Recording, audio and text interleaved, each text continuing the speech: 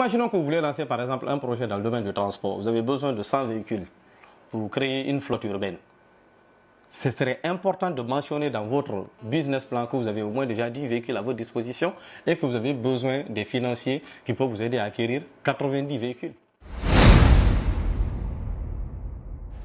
En tant qu'entrepreneur, on est souvent confronté à des difficultés lorsqu'on veut lancer son projet. Et l'une des premières difficultés, c'est comment monter son projet. Et le montage du projet en entrepreneuriat, ça s'appelle élaborer son business plan. Alors aujourd'hui, dans cette capsule, nous allons vous apprendre à monter son projet, soit faire son business plan. Comment faire un business plan? Bien avant d'en arriver là, il faut d'abord connaître c'est quoi un business plan. Un business plan est un document. C'est ce document qui vous permet de connaître les différents détails de la programmation du lancement de votre projet. Ça vous permet de connaître à l'avance quelles sont les difficultés auxquelles vous aurez à faire face, quelles sont les dépenses que vous devrez faire, quelles sont les analyses que vous devrez faire en première position. Donc, pour commencer sur comment élaborer son business plan, on commence par la première partie directement. En première position, il faut présenter son projet. En venant déjà faire le business plan, il faut déjà choisir son projet, il faut connaître son domaine d'activité. Donc pour cela, vous devrez présenter votre projet en donnant une certaine définition, en donnant l'importance du projet, les avantages, quels sont les impacts socio-économiques et politiques de ce projet dans votre environnement. Donc c'est le tout premier point. Après cela, il faut également spécifier dans le document son CV. Quel est votre CV en tant que porteur de projet? Quelles sont vos études? Quel est votre parcours? Quelle est votre expérience professionnelle et votre expérience autodidacte? Ceci doit être mentionné dans le document du business plan. Ensuite, vous venez aux éléments phares de l'élaboration de votre business plan. D'où, en première position, nous avons le problème. En entrepreneuriat, problème égale à opportunité d'affaires obligatoirement. Donc, si vous élaborez un business plan et que vous ne teniez pas compte du problème que vous devrez résoudre dans la société, vous n'en êtes pas un. Vous n'en êtes pas un. C'est pourquoi il est très important pour un entrepreneur de spécifier avant tout quel est le type de problème que je viens résoudre dans la société. Les grands entrepreneurs que nous avons, Steve Jobs, Mark Zuckerberg, tous ces entrepreneurs qui arrivent à réussir aujourd'hui dans notre écosystème ont réussi avant tout à trouver un problème et à apporter une solution optimale au problème. Ce qui les permet de monétiser la solution afin de gagner de l'argent. Donc s'il n'y a pas de problème, il n'y a pas d'entreprise. S'il n'y a pas de problème, il n'y a pas d'entrepreneur. Donc vous devrez faire la liste de tous vos problèmes de A jusqu'à Z. Quels sont les problèmes que vous avez découverts dans la société, dans votre domaine d'activité et que vous voulez apporter des solutions optimales. Donc ça c'est le tout premier point. Et en deuxième position, il y a la solution. Évidemment, lorsque vous finissez de donner les problèmes liés à votre secteur d'activité, vous devrez trouver les solutions. Et quelles sont les solutions que vous devrez donner? Il s'agit des solutions optimales, les solutions qui résolvent également le problème que nous avons, les solutions qui apportent en tout cas une certaine éthique au problème que nous avons. C'est ça le véritable cadre dans lequel l'entrepreneur doit travailler.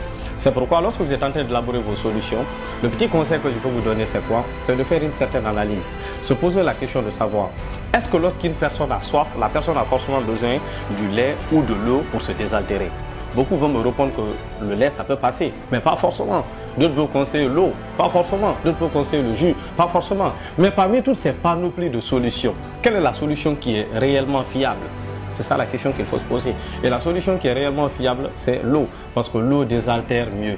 Donc lorsque vous êtes en train de proposer également vos solutions, vous devrez vous baser sur ça. Quelles sont les solutions qui arrivent à répondre exactement aux besoins de la cible que je suis en train de viser? Donc si vous avez eu à répertorier 10 problèmes, vous devrez également donner 10 solutions. 20 problèmes, vous devrez également donner 20 solutions.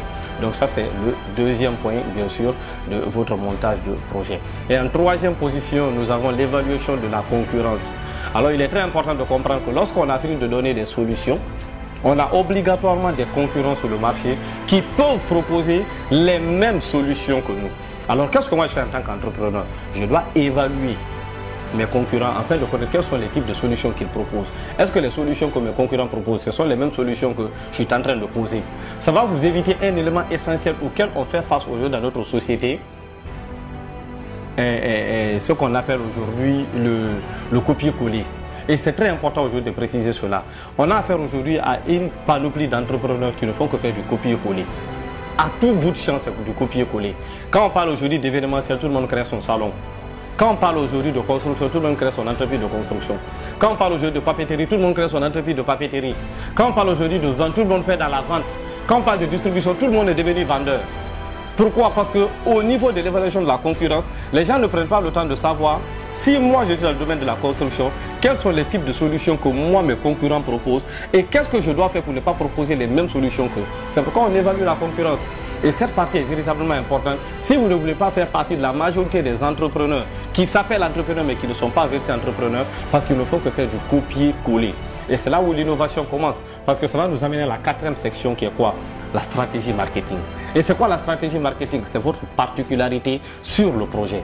Qu'est-ce que vous apportez comme graine de touche sur votre projet? Qu'est-ce que vous avez à proposer concrètement que les autres ne proposent pas? Ou quelle est la solution que vous avez pris, travailler et innover là-dedans, que vous avez à proposer bien sûr à notre communauté? C'est pourquoi la stratégie marketing elle est très importante. Mais la stratégie marketing découle de quoi? De la concurrence obligatoirement. Donc vous devrez obligatoirement apprendre à connaître vos concurrents afin de faire un bon plan de stratégie marketing.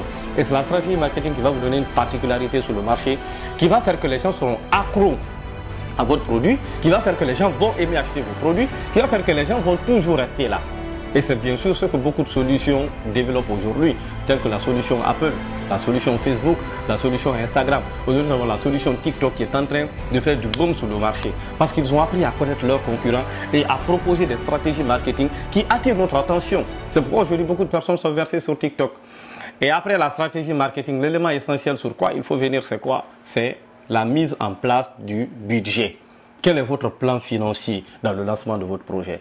Vous avez besoin des éléments pour pouvoir monter votre projet. Vous avez besoin bien sûr des équipements pour pouvoir monter votre projet. Ça va vous coûter combien? Même si vous avez besoin d'une cuillère, vous devrez mentionner ça dans le plan de financement. Même si vous avez besoin des cotons-tiges, vous devrez mentionner dans le plan de financement. Tout doit y exister de A jusqu'à Z. Les prix doivent être bien établis. Les prix sur le marché, bien sûr.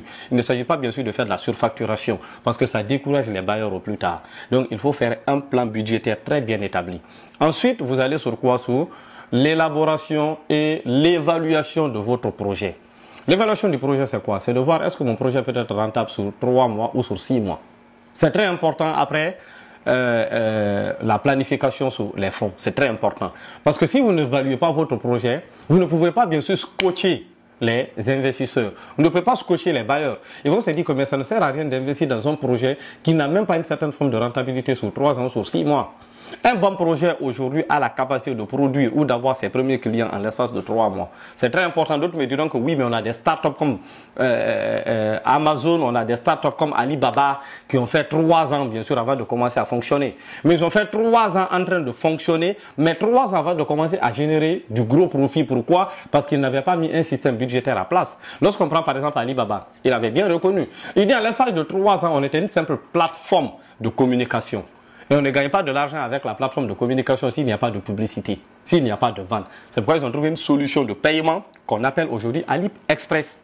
Donc ce que vous devriez comprendre, au niveau bien sûr du montage de votre projet, vous devrez également travailler sur la mise en place d'une prévision budgétaire pour se dire qu'en l'espace de 3 mois, je pourrais gagner ceci, en l'espace de 6 mois, je pourrais gagner ceci, en l'espace de 2 ans, je pourrais gagner ceci, 5 ans, je pourrais gagner ceci. Pour ceux qui sont plus techniques encore, vous pouvez aller jusqu'à l'espace de 10 ans. Et lorsque vous finissez cette partie-là, vous verrez sur votre engagement personnel vis-à-vis du projet. C'est très important.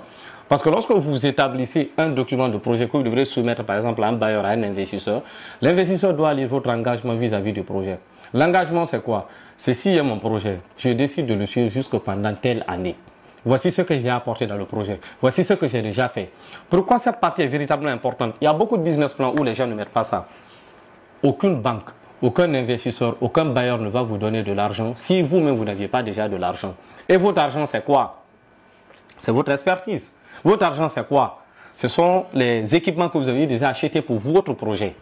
Imaginons que vous voulez lancer par exemple un projet dans le domaine du transport. Vous avez besoin de 100 véhicules pour créer une flotte urbaine. Ce serait important de mentionner dans votre business plan que vous avez au moins déjà 10 véhicules à votre disposition et que vous avez besoin des financiers qui peuvent vous aider à acquérir 90 véhicules. C'est ça la véritable question. Mais aujourd'hui, on voit beaucoup de business plans qui ne tiennent pas compte de cela. Donc, on voit simplement comme c'était un papier.